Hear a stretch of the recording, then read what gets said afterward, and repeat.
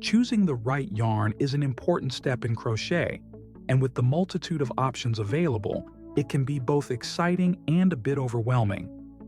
Let's high-level break down the essential information you need to know about a few of the different types of yarn. Acrylic yarn is lightweight, versatile, and typically more budget-friendly than natural fibers. Just remember that it may not be as breathable or soft as natural yarns.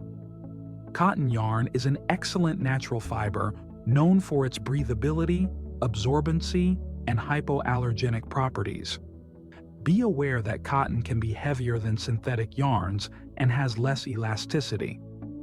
Additionally, finished pieces may stretch or lose their shape over time. Polyester yarn is a budget-friendly, soft and durable synthetic option that's often blended with other fibers to boost strength and elasticity.